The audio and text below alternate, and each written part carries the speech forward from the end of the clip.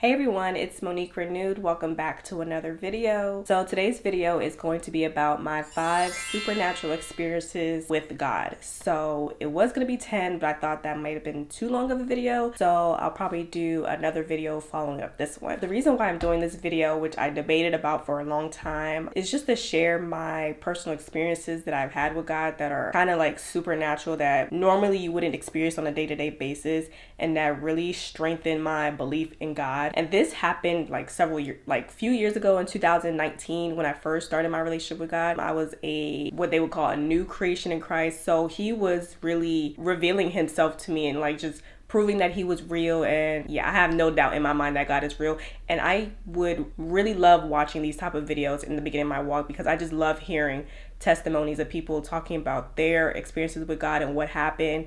So I'm gonna share mine today. So my first one I would consider like my heaven and hell type of experience. Some of these things are hard to explain because they're not certain things that you experience in the natural realm, so it's hard to explain these things.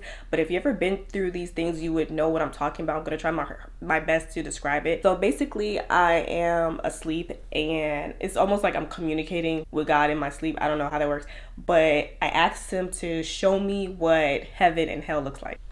I know the typical heaven and hell testimony, but hear me out.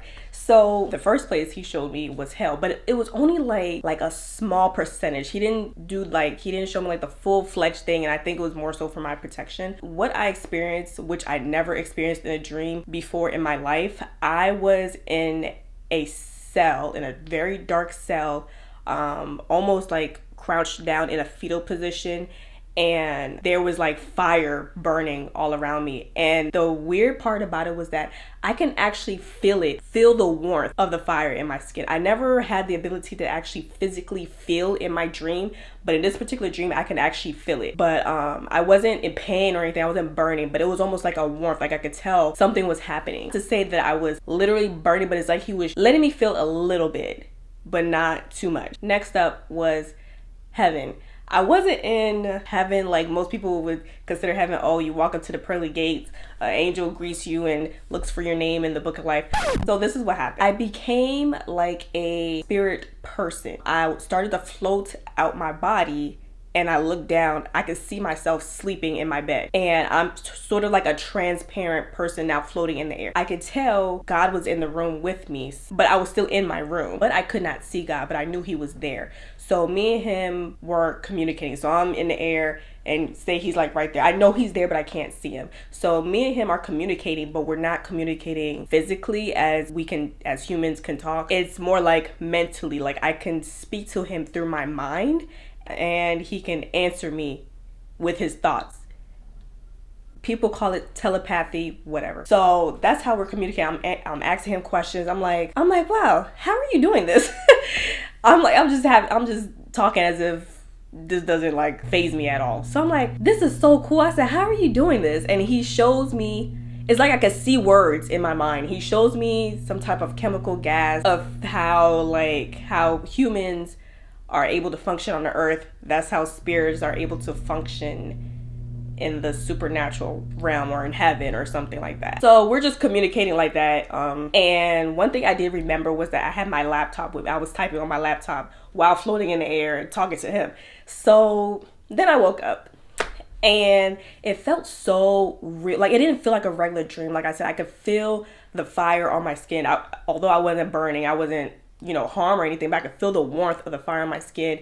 And when I was being lifted out of my body, I could see my body laying in the bed my physical body while I was sleeping, and I was in the air communicating with God, but I couldn't see him.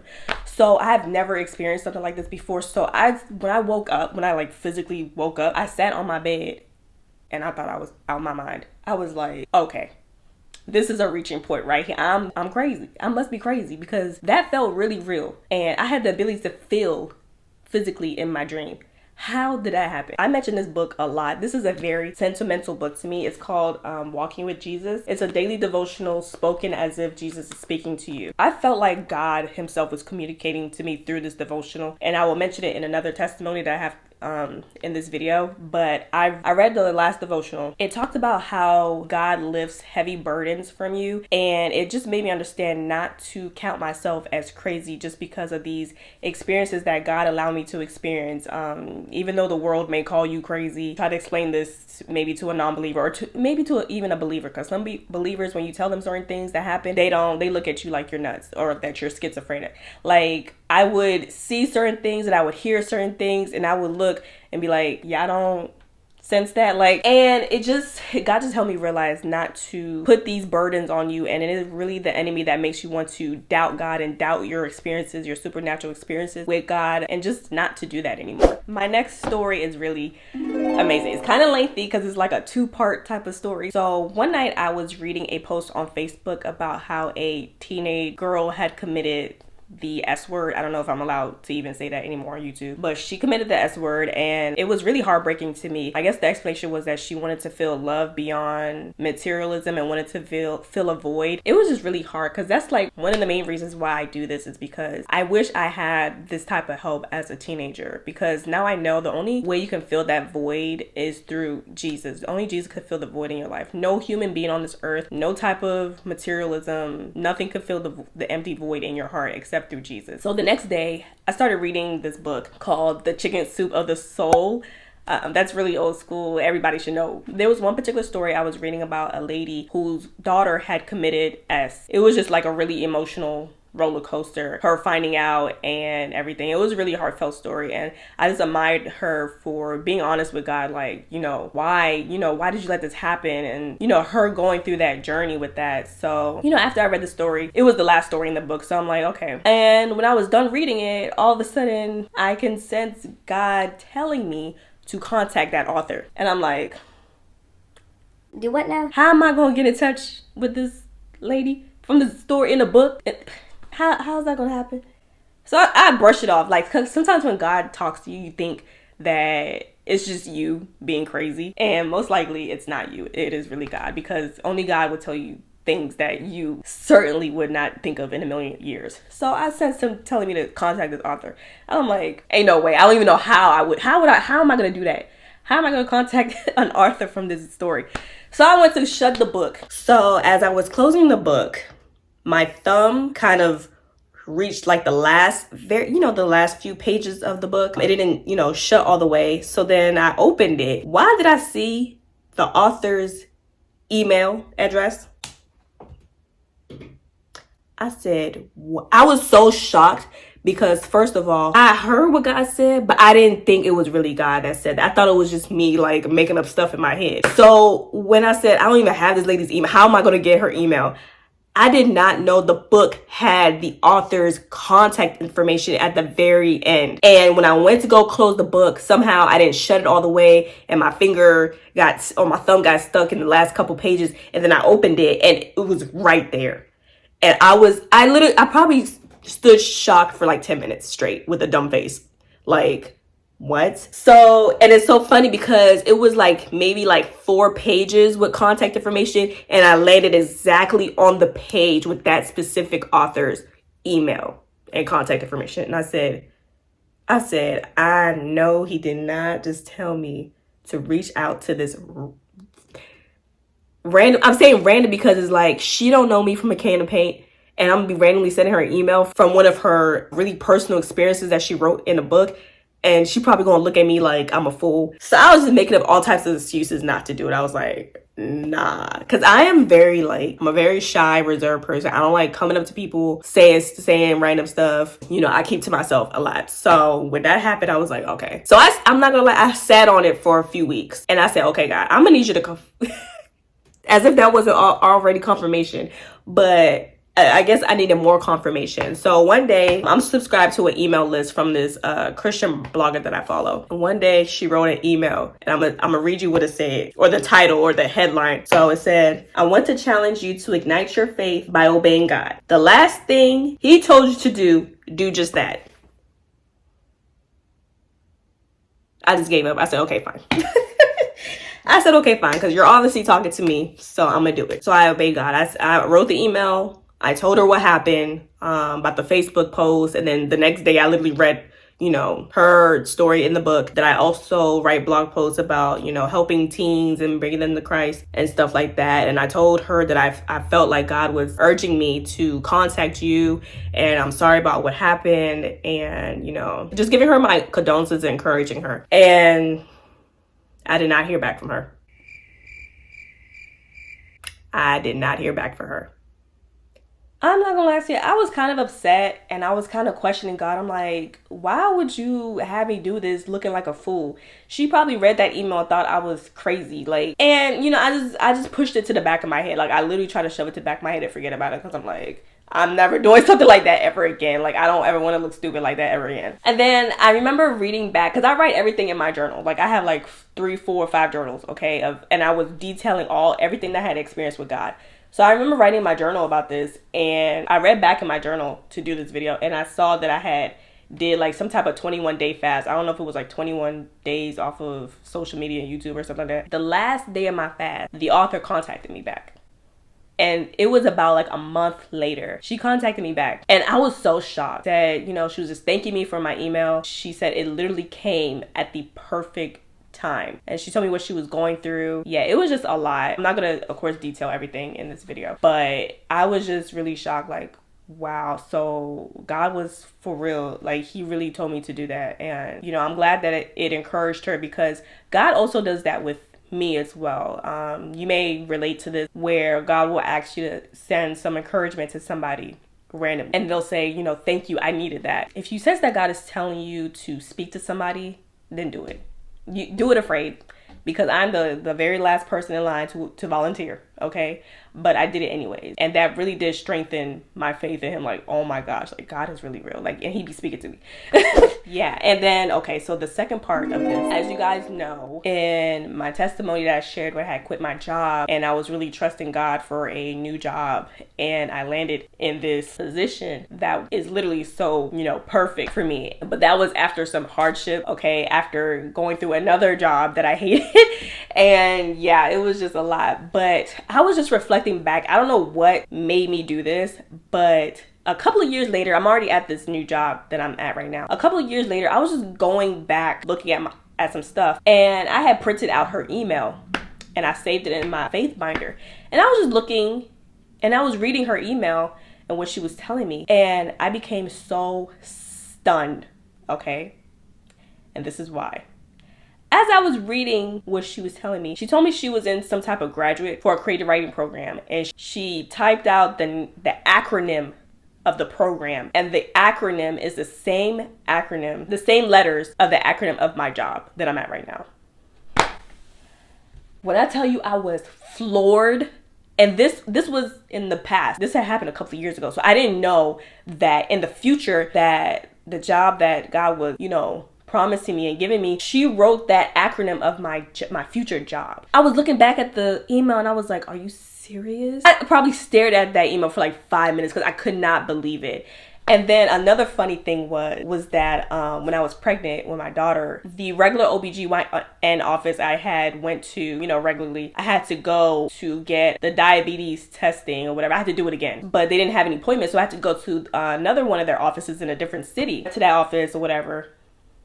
Fast forward a year later, tell me why that OBGYN office is next to my job. And I didn't even know that until my husband pointed out. He said, hold up. He said, you didn't know that the OBGYN office, your job is right next to the OBGYN office?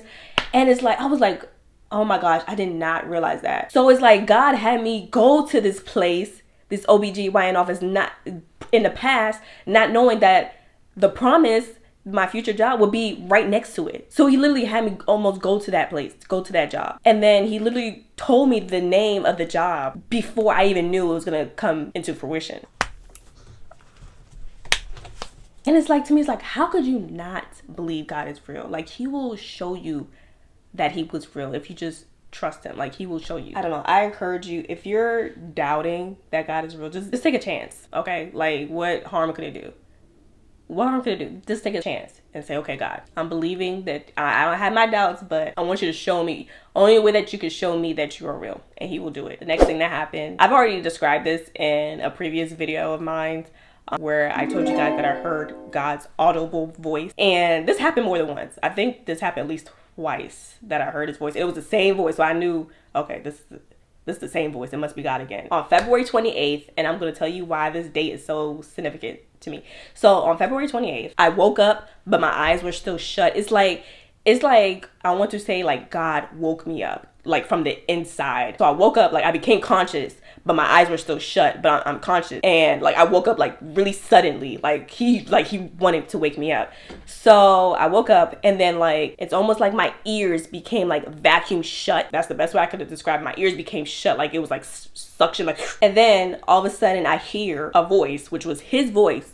I can hear it. And he said, go run and tell the good news. And then it just kept repeating over and over, like it was echoing or something. And it's like the pitch of the voice became higher and higher and higher. Like I said, like it was echoing. And as that was happening, I was seeing images of people's faces just flashing, like one face after another, like of all these different people, and their faces were the color of the rainbow. If you know what a flip story, I forget what it's called, like a flip picture book or something like that, when you flip the page and the bottom of the page is like an illustration and it keeps changing like the more you flip it. So that's the best way I can describe it. And like I was seeing all these faces, and they kept changing colors, and they were like colors of the rainbow, obviously to signify a promise. You know, that was happening as I can hear the voice echoing. And I can just tell these were like real people. Some of them were like smiling at me. Yeah, I'm not gonna go into detail of what exactly that meant, but then like I opened my eyes, and I was so shocked. I was like, did I just hear God? Like, and God does have a particular voice. Like his voice sounds a particular way. And it's so crazy. And like I was saying earlier, I did hear this voice again, like in the actual dream. It was the same voice. And I was like, oh, okay, so this is how God like sounds like. So anyways, and like my heart was beating and everything, because I was like, what did I just experience? Like, did I just really hear God's voice audibly? Like not, like internally, like you hear, somebody telling you go do something like in the previous experience that I told you. But I heard it like outside of myself. So I was just sitting there, and I was just like really trying to like digest what just happened. That date, February 28th, was the same date that I created my YouTube channel, Monique Renewed. And then like, I don't know how long after that incident happened, maybe like a year later, I found out that is the same date, February 28th, that my church had opened. Oh, okay. So that's another thing, how I found my church. Okay, I'm gonna sneak one in here, so it's gonna be 6. So how I found my church, and I know this church is like significant to me because God literally directed me to go here, and it's been like all the connections are just connecting. I don't know, you just know when you found like your home church.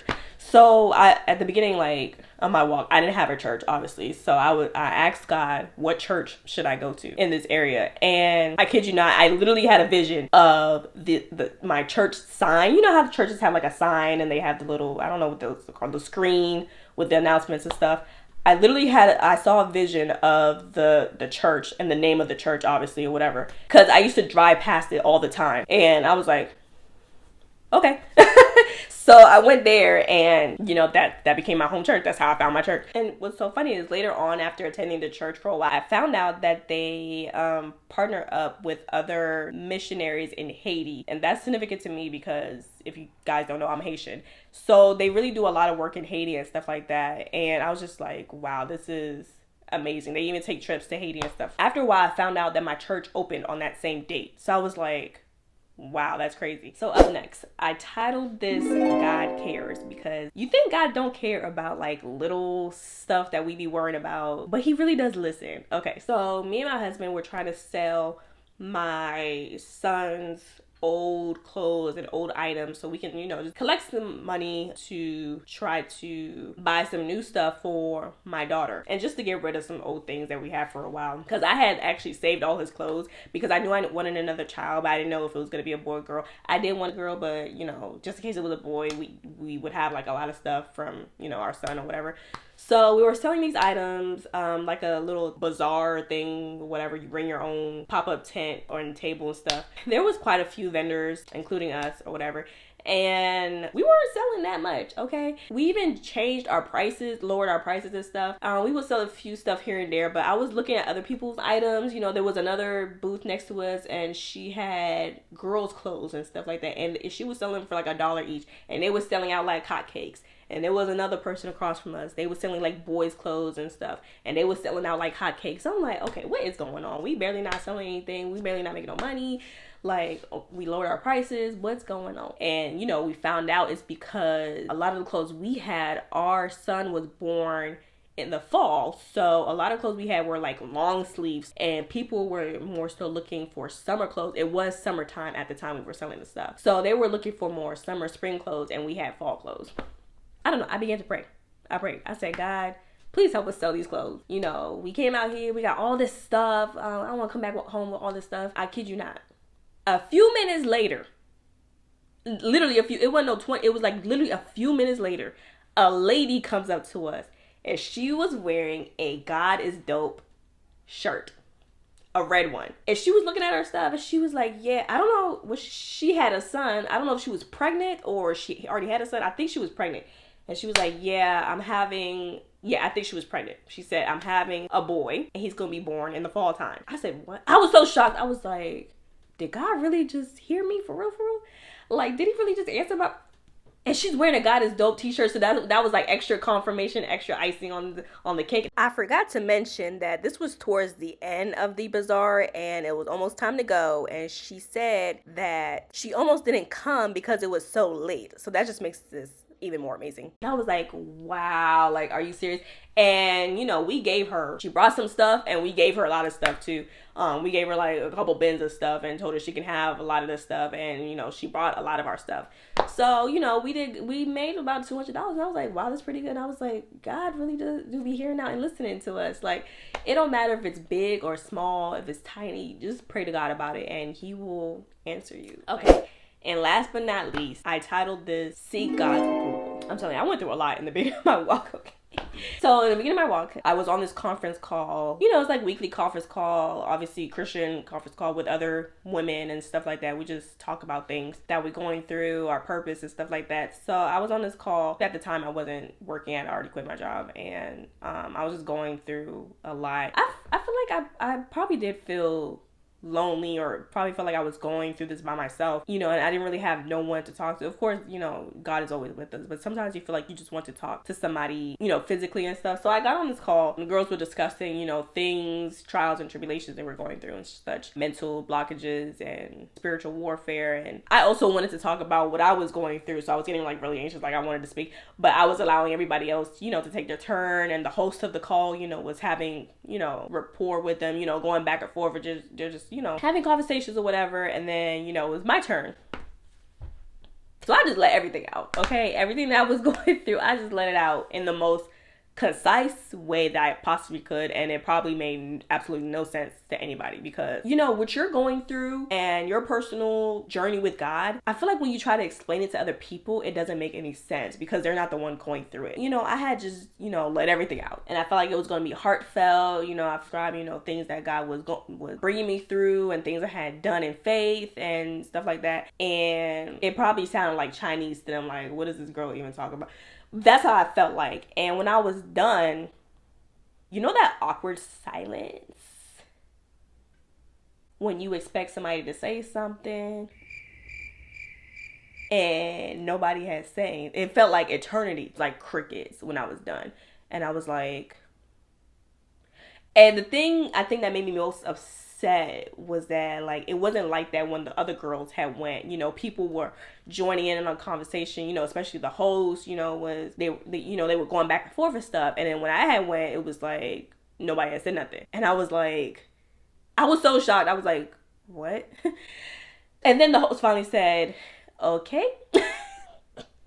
And this is nothing bad against anybody, okay? This is just me detailing what happened. Obviously, you know, I'm over it and I threw it, and, you know, I'm here right now. So the host was just like, okay. And then she, you know, she said a few words and whatever. And that was that. And I was just like, so in my head, I'm just like, wow, when they went, it was like, you know, so much conversation, back and forth conversation. But when I went, and I felt like I had a lot of good things to say, like about all the stuff that I was going through. I had told him about like me quitting my job in faith, and then me donating like a large lump sum to my church because God had told me so, even though I was not working and I was really down to my last dollars in my savings account.